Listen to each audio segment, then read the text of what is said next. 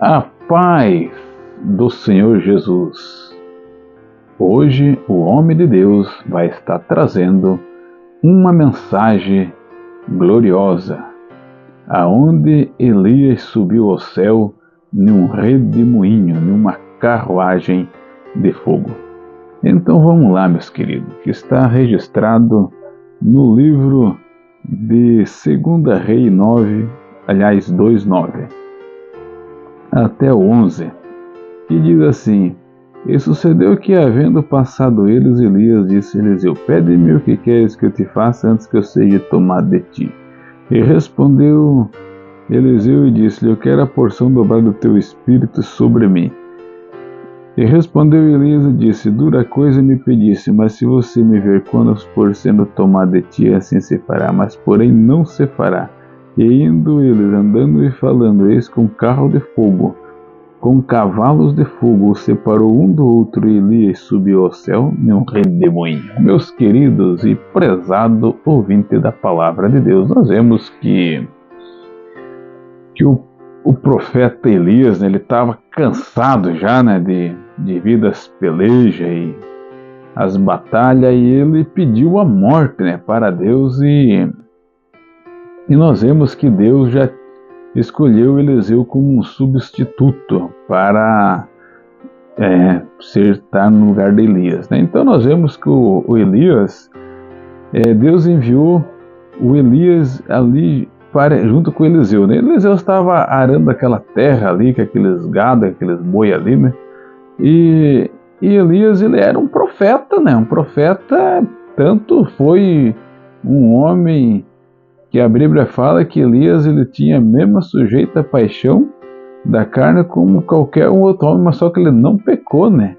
O Elias foi um homem que ele chegou ao ponto de ir para... não passou nem pela morte, né? Subiu ao céu num redemoinho, né? Numa carruagem de fogo, como o texto, como eu li aqui. Mas nós vemos que precisava de um substituto para substituir ele. E esse substituto, ele precisava ele queria 2 vezes mais o Espírito de Deus que havia na vida de Elias, né? Então sabemos que Deus sempre tem o melhor para nossas vidas, né? Não estamos desfazendo de Elias, né? Porque Elias foi um homem que, olha, vamos respeitar o ministério daquele homem, né?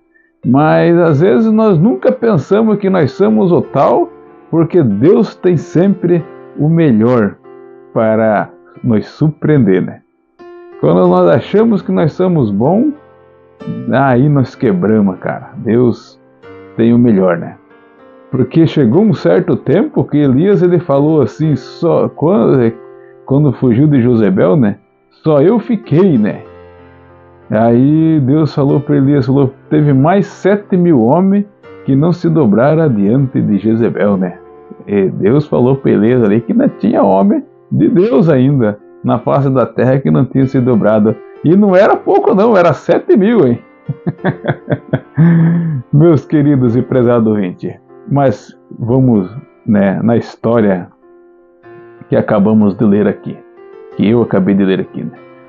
Que o Deus envia as pessoas certas, né?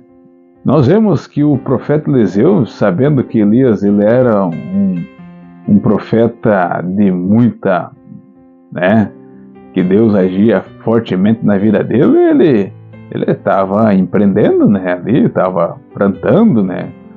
Sempre o empreendedor, ele tem, quer sempre ampliar sua empresa, né, mas assim quando entra o verbo, a situação melhora, ele faz aquele investimento ali, né. Mas eu vejo na vida do Eliseu que ele queria investir mesmo, era no reino de Deus, era na obra, né. E ele, quando Elias ele deu essa proposta para ele pedir o que ele quisesse, ele já falou: quero a porção dobrada do Espírito de Deus na minha vida, né. Então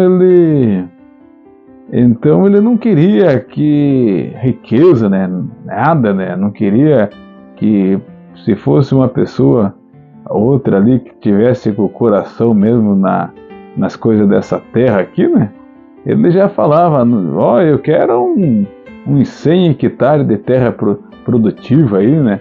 E mais umas 50 juntas de boi. Eu quero uma condições que dê para me plantar, colher, né? Então ele ia pedir o que ele ia favorecer ele em termo materialmente. Mas às vezes nós achamos que é só dinheiro que ajuda, né? Mas não. Nós vemos que o profeta ali de Deus, o Eliseu, né? Ele ajudou muita gente ali com o Espírito de Deus, né?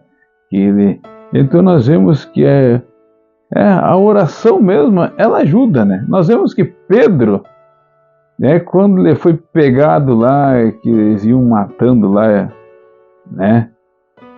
Pedro estava preso, né? A igreja estava em oração, né? De repente Pedro já voltou para casa, né? O anjo foi lá, desamarrou Pedro lá, né? E Pedro veio. Então não é só dinheiro que ajuda, né? Às vezes nós achamos que é só dinheiro, só dinheiro, só dinheiro, só dinheiro. Não, mas o Eliseu, ele estava com o coração voltado para as coisas de Deus ali, que ele falou para Elias, eu quero a porção dobrada do Espírito de Deus sobre mim, né? Quer dizer que da tua vida que passe para mim. Mas nós vemos ali que aquele homem ali fez milagre.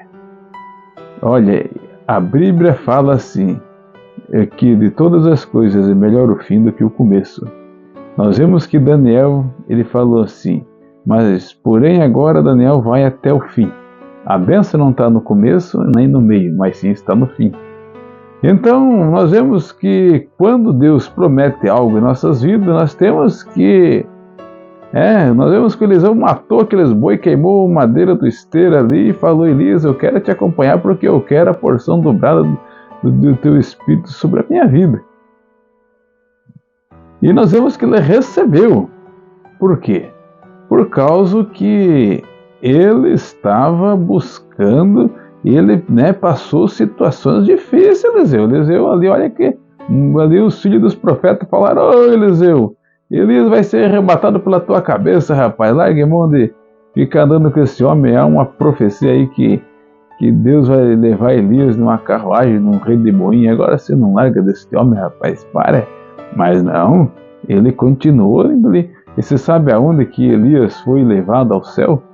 No redemoinho? Foi depois que eles cruzaram o Jordão, né? O Elias bateu a capa, o Jordão abriu. Eliseu acompanhou, né?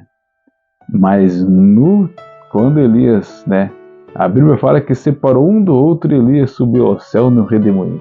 Mas de uma altura em diante caiu a capa de Elias. E nós vemos aquela capa ali, Eliseu bateu no mar, o mar se abriu, né?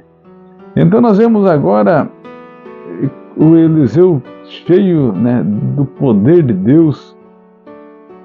Ele se depara com uma viúva, né? Aquela viúva falou assim, olha, Eliseu, o meu marido morreu e deixou uma dívida. E eles querem levar os meus 2 filhos como escravo. Aí Eliseu perguntou assim, mas o que tem em casa? Ela falou, não tenho nada, só tenho simplesmente uma botija de azeite. Então ele falou assim, então vai empreste vasilhas para encher de azeite, né? E ela saiu na vizinhança ali, né, procurando vasilha, emprestando vasos, né? Eu creio que os vizinhos perguntavam assim, mas para que esses vasos, né? Aleluia, Jesus. Daí ela falava assim, não, aqui tem um milagre de Deus aqui, né? O profeta Eliseu falou que é para mim juntar vasos aqui, que Deus vai fazer um milagre muito grande, vai encher isso aqui de azeite, né? O pouquinho que eu tenho lá, Deus vai multiplicar, né?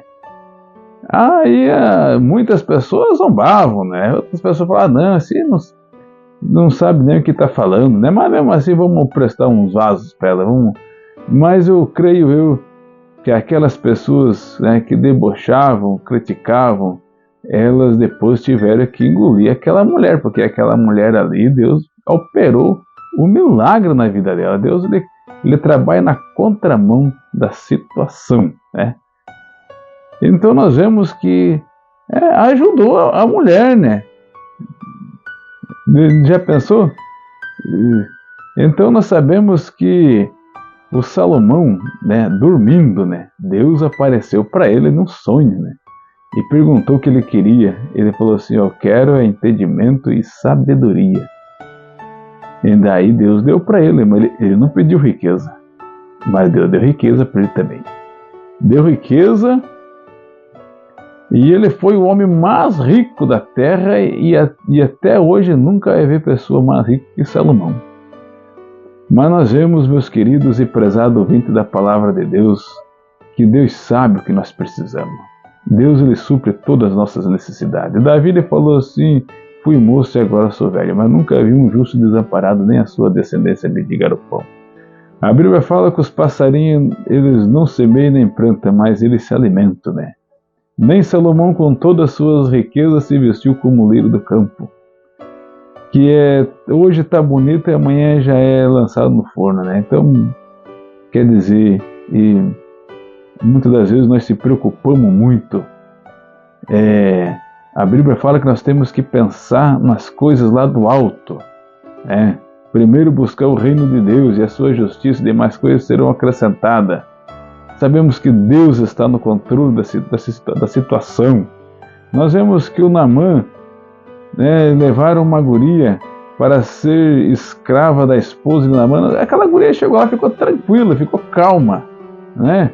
E nós vemos que quando Naamã chegava do exército ali cheio de lepra, prestes para perder o serviço do exército, porque naquela época o leproso não podia estar no meio dos outros, com aquela leparada,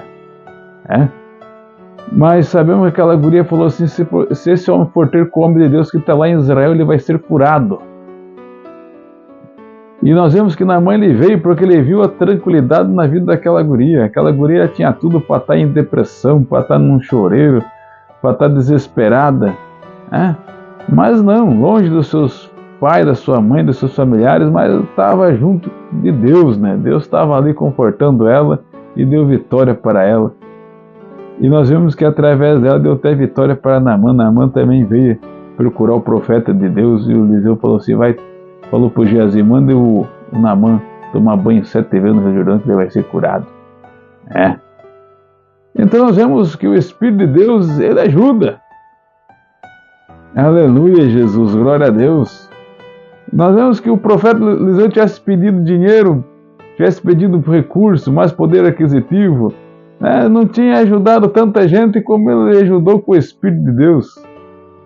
E nós vemos que ali do azeite, né? O azeite, ele simboliza o Espírito Santo, né? Aquela mulher tinha só um pouquinho de azeite, e voltando lá de volta, nós vemos que o milagre que Jesus operava através do Espírito de Deus, né? Era o homem da mão mirrada que ficava com a mão boa, né? Era defunto, né? Se levantando, vivendo de volta, né? Lázaro, 4 dias morto, ressuscitou.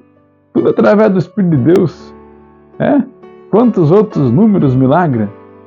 O azeite, né? Que simboliza o Espírito de Deus. Mas vamos lá. Um dos milagres que o profeta Eliseu também,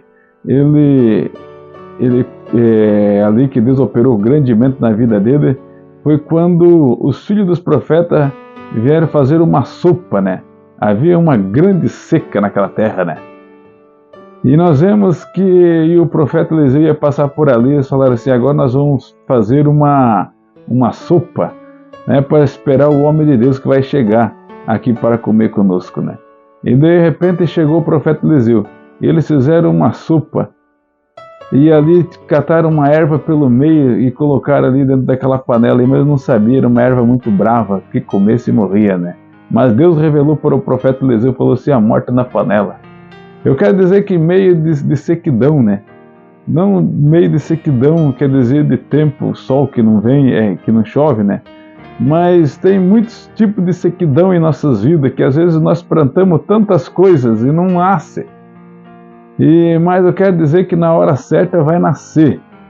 E eu quero te dizer que quando vai nascer algo muito grandioso, vai surgir pessoas para estar no meio desta panela, junto, né, com as ervas boas, mas ali tem uma erva mal também, como Judas, né?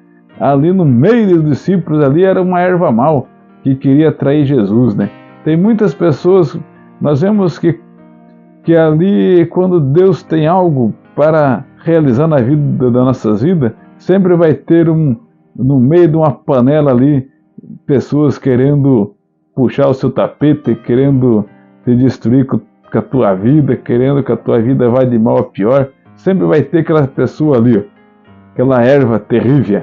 Mas essa erva aí, ela está na mão de Deus. Deus vai tratar forte e Deus vai te dar vitória. E tudo aquilo que tentaram te prejudicar só fizeram você crescer no seu ministério, na sua vida, e eles vão ter que olhar para você e saber que Deus é na tua vida. Então sabemos que vai nascer algo muito, por causa que você está num propósito adiante de Deus. E as pessoas que querem colocar essa erva braba na panela, essas aí são pessoas que estão se levantando contra o propósito de Deus na sua vida. E essas pessoas vão simplesmente só vão passar vergonha, porque o maior está contigo. Então nós sabemos que um dos maiores milagres também que Deus fez na vida do profeta Eliseu foi da mulher sulamita, né? A mulher sulamita, ela foi uma mulher que o Eliseu passava por Sumém e ela fez um quarto para o homem de Deus, né? Cada vez que o profeta passasse ali, o profeta dormisse ali. Ali ela colocou uma cama, uma cadeira e um candeeiro, né? Ali para que quando o profeta passasse por ali, o profeta, né, descansasse. Foi um dia, o profeta falou assim para Geazi: nós temos que fazer alguma coisa para essa mulher. O Geazi falou assim: ela não tem filho. Mas daí o profeta foi e falou para ela assim: ó, daqui 1 ano você vai ter o filho. Ela falou: por que mente para a tua serva? Daí o profeta falou assim: não estou mentindo, é Deus que manda falar para você. Daí ela falou assim, aí ela, né? Mas só que na hora ali, ela falou: por que mente? Por causa que ela não estava com o coração na benção.